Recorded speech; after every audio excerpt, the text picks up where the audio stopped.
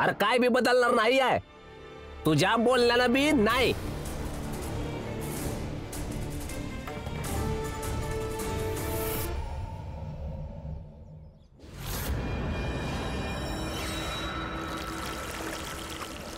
अहो हे काय करताय तुम्ही?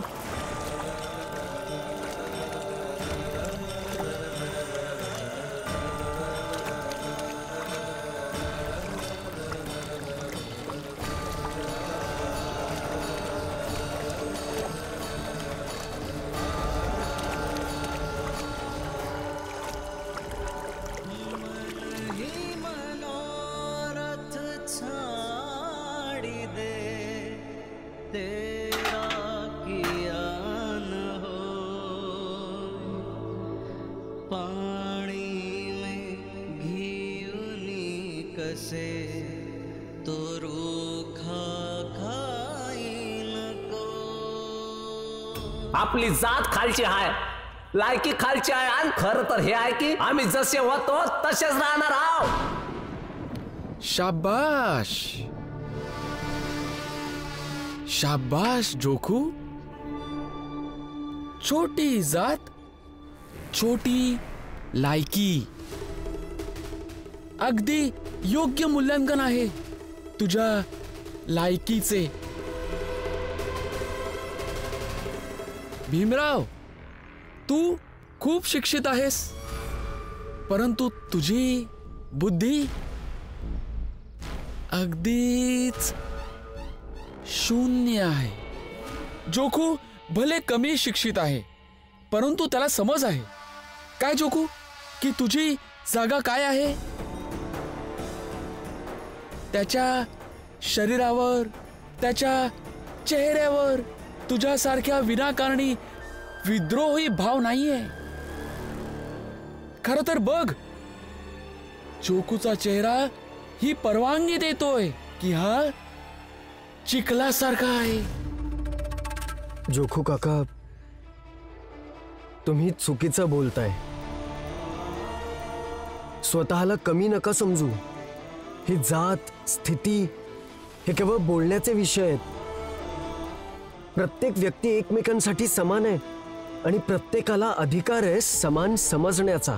आणि जेही तंत्र तुम्हाला कमी, खालचं दाखवताय ना, ते अजून काही नाही तर फक्त षडयंत्र आहेत. नाही भीम, या चुकीचं आहे. आणि माझी जी परिस्थिती झाली आहे ना, ते तुझ्यामुळे झाली आहे. मी आता डाळ भाकरीसाठी लढत राहिलो, संघर्ष करत राहिलो, आणि हे समज केल्यावर आम्हासनी रातचं जेवण मिळत होतं. परंतु आम्हाला भडकवल्याच्या कारणानं मी आमच्या हक्कासाठी लढत राहिलो, आणि बघ या हातातनं ती भाकरी बी निघून गेली. जोखू काका, तुम्ही चुकीचा विचार करताय. आपण जर असंच कपड्यांसाठी, अन्नासाठी लढत राहिलो तर आपली येणारी पिढी देखील हेच सर्व करत राहील. हे बघा, 100 वर्षानंतर देखील जर कोणी स्पृश्य जातीचा आपल्या जातीवाल्यांना भडकवेल, चिथळवेल, अपमानित करेल, तर मग आपल्या जातीतले लोक असंच स्वतःवर चिखल उडवतील. महिपाल, पाहिलेस, गलिच्छ करणाऱ्यापेक्षा नेहमी स्वच्छ करणारा श्रेष्ठ असतो. तू तर याला गलिच्छ केलंस, परंतु भीमराव याला स्वच्छ करत आहे. जेवढे पाहिजे तेवढे स्वच्छ करू दे. यांच्या जातीचे अस्तित्व नेहमी हा चिखल पाहता तुम्ही, असेच चिखलासारखे कायम राहतील.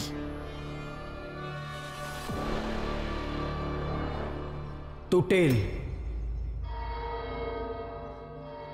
तुमचा भ्रम लवकरच तुटेल. बघा, जोखू काकाचा चेहरा साफ झालाय.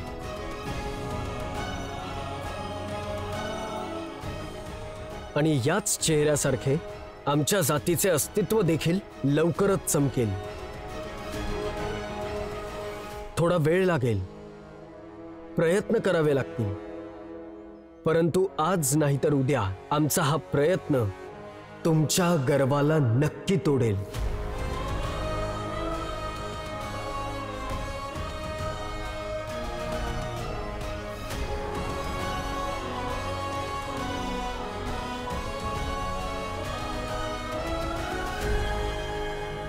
चांगलं आहे, बघूया.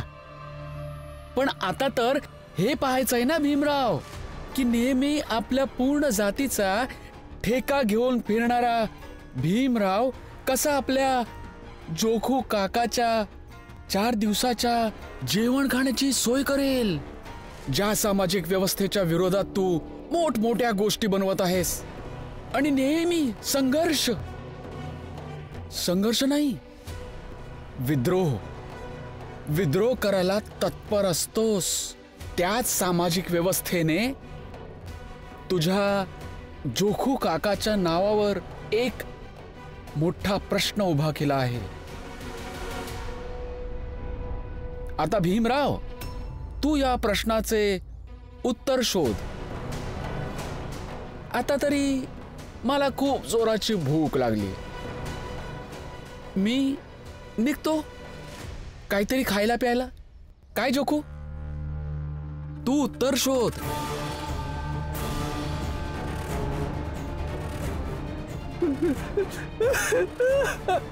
जोखू काका, तुम्ही कुठे पळताय? थांब गुरुजी. भीमराव, थांब. भीमराव, उच्च जातीच्या लोकांनी जोखू सोबत जे काही केले आहे ना, ती एक ठिणगी आहे. त्या लोकांना वाटतं की या ठिणगीमुळे आग लागावी. त्यामुळे भीम, हुशारी यामध्येच आहे की त्या ठिणगीलाच विझवले पाहिजे. परंतु हे सगळं करायचं कसं गुरुजी? विचार करावा लागेल भीम, विचार करूया.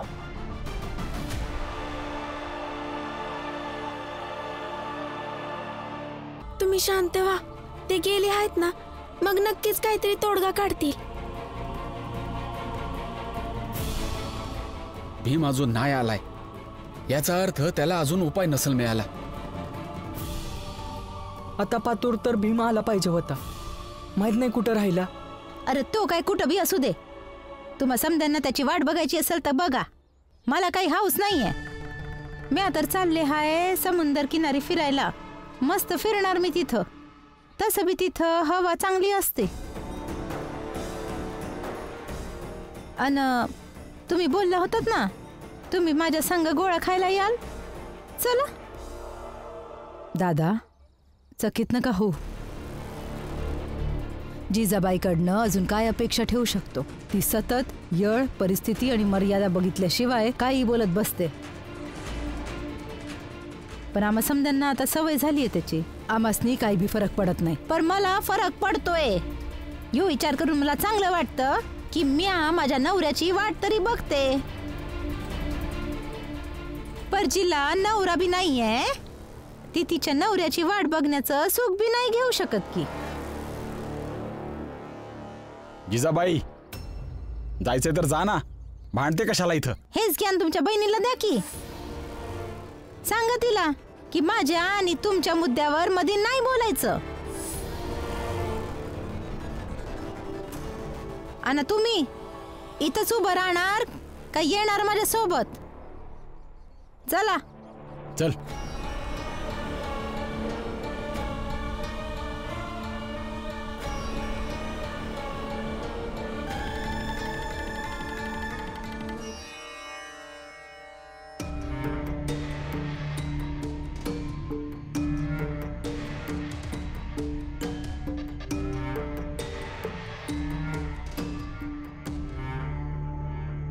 एकदम आरामात आरामात आरामात समधी बसल्या इथं.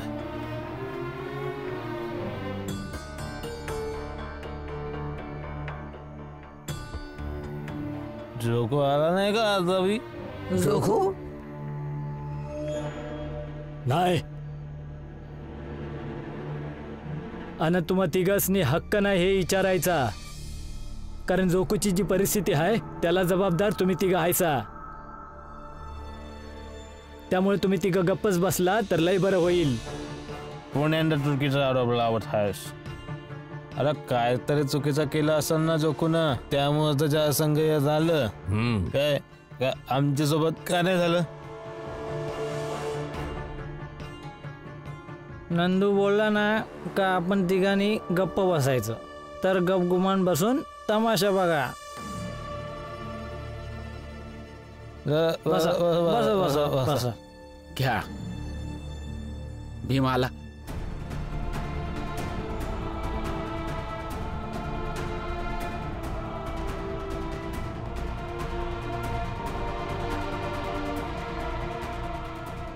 काय झालं? उपाय सापडला का? केळुस्कर गुरुजींशी बोललो मी, पण आम्ही काही उपाय शोधू नाही शकलो.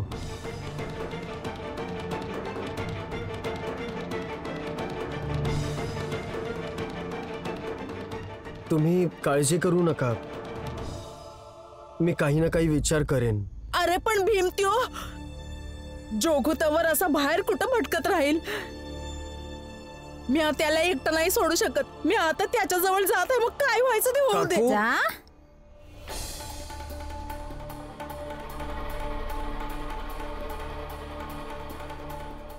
अरे जा. अन हा, जाता जाता चाळीतल्या अजून एक दोघांनी घेऊन जा सोबत. मग चाळीतली समधी लोक मोठ्या जातीशी वैर घेऊन उपाशी तापाशी भटकत राहतील. मग भीम तर हायच की रमा संग मोठ्या मोठ्या बाता करायला. आणि रमा भी आहे तुम्हाला समजवायला का तिचा नवरा आपल्या जातीच्या लोकांची किती काळजी करतो ते. आई, सकाळी बाबांना उचकी आल्यावर मी पाणी द्यायला गेले होते, तेव्हा तुम्ही मला पाणी द्यायला नकार दिला होता. आणि तुम्ही मला सांगितलं होतं की तुला माझ्या आणि माझ्या नवऱ्याच्या मध्ये बोलायचं काय बी हक्क नाहीये. अगदी तसंच मी तुम्हाला सन्मानानं सांगते आहे का तुम्हाला माझ्या आणि माझ्या नवऱ्याच्या मध्ये बोलायचं काय बी हक्क नाही. अगं मला हाऊस बी नाहीये तुमच्या मध्ये बोलायची. मी आता राज माझ्या नवऱ्या संग गोळा खाऊन आले आहे, समुद्र किनारी फिरून आले आहे मी. बस मला त्यातच आनंद आहे.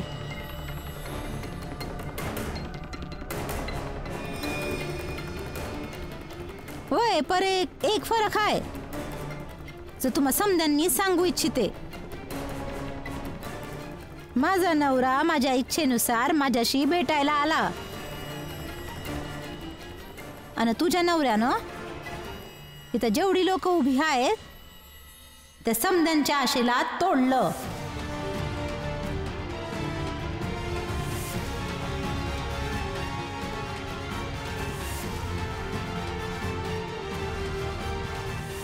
बस, तुम्ही दमला नाहीसा एवढी वरीस बोलून बोलून, भीमला टोमणी मारून मारून. अच्छा, आता हा बेवडा भी बोलणार का? होय, हाय म्या दारुडा, पर तरी बी बोलणार. आणि ह्यासाठी बोलणार कारण तुम्ही अर्ध बोलणं सांगत हायसा. कारण जेव्हा भीम इथं नव्हता, बाहेर जोको काकासाठी उपाय शोधत होता, तेव्हा इथं जितकी बी लोक होतीत ना काकी, त्या समद्यांच्या डोळ्यात म्या भीमसाठी आशा बघितली होती.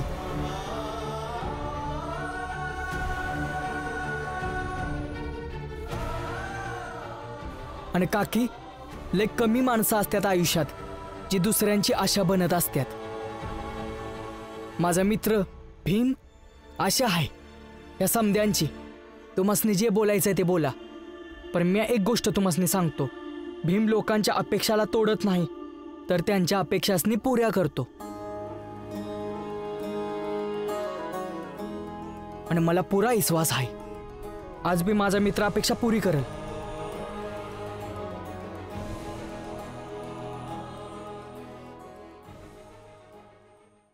चला, चांगलं आहे.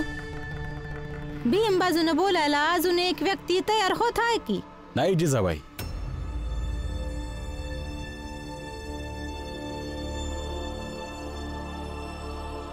बोलायला नाही, समजायला.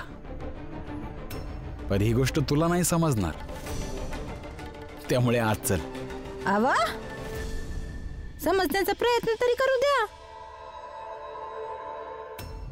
नाही जिजाबाई, नाही समजणार. हे बघ, जरा ध्यान देऊन बघ, ते समधी दुःखात आहेत, पण तू आनंदी आहेस, कारण तू तुझ्या नवऱ्या संग समुद्रकिनारी फिरून आली आहेस. जा, आनंद साजरा कर, गोडधोड कर. इथं थांबलीस तर तू संध्याच्या दुःखांची थट्टा उडवशील.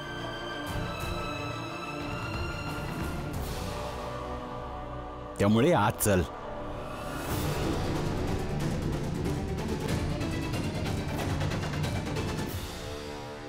काकू, तुम्ही काळजी करू नका आणि त्यांच्या मागे तर अजिबात जाऊ नका, कारण ते सगळे आपल्या भावनांसोबत खेळू इच्छितात. पण आपण असं नाही होऊ देणार.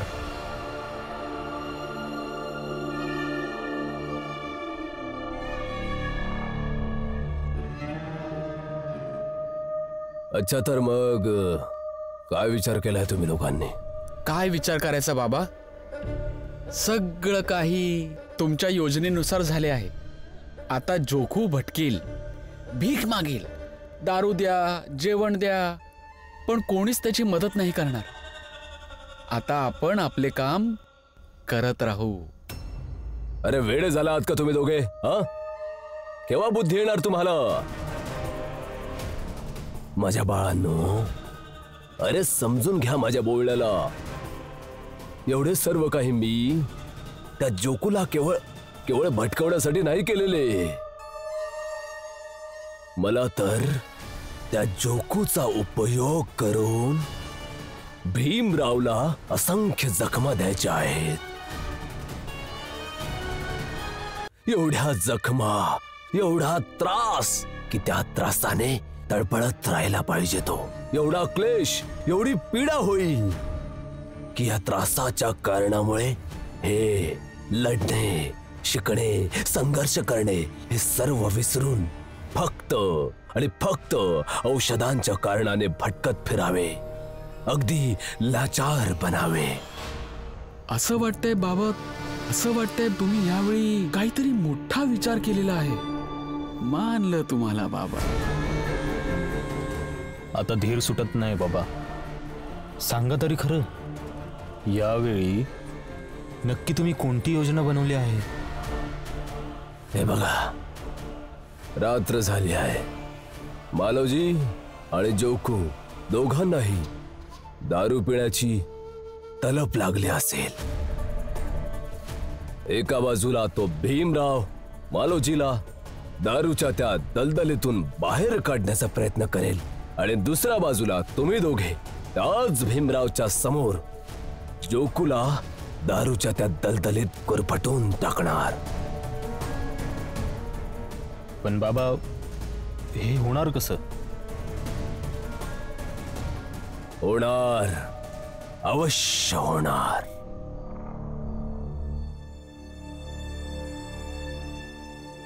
भीम, मला परत तलप लागली आहे दारूची. जराशी पास घे. मालू, काय बोलतोयस तू? हे बघ, दारूच्या कैदेतून स्वतःला सोडवायचं असेल तर नियंत्रण ठेवावंच लागेल. कसं ठेवू नियंत्रण? मला सण नाही होत. थोडीशी दारू पाजा मला.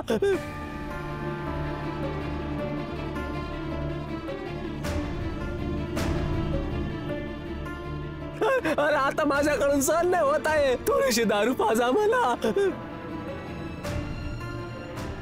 थोडीशी दारू पाजा मला. थोडीशी दारू पाजा मला. जोकू, थांब फुलिया.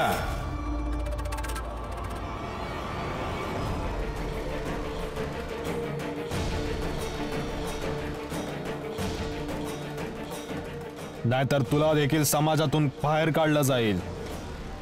तो माझा नवरा आहे, मी जाणार नाही. काकी, काकी नाही.